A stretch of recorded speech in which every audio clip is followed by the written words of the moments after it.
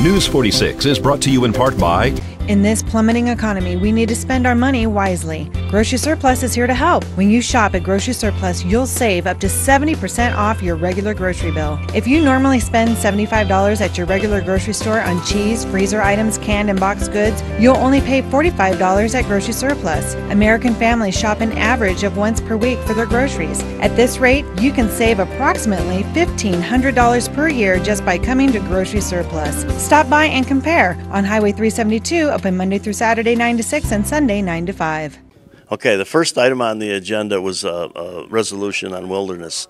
And the federal government had this tendency to try to redesignate a lot of land to take it out of the system. Well, as we said earlier, and that's why I was smiling when we started here, that only 2% of Nye County is owned privately. The federal government already controls the other 98%.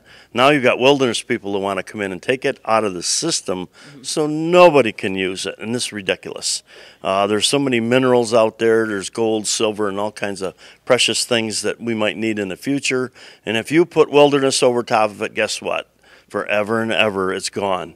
So we have. I know I have an issue with the federal government taking more land away from the people. It's supposed to be the people's land, and this nonsense got to stop.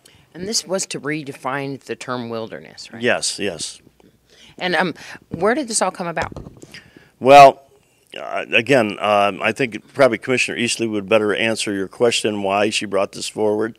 I'd like to bring something forward like that to keep the government out of federal government out of everything, but I don't think my fellow commissioners might be amenable to doing that.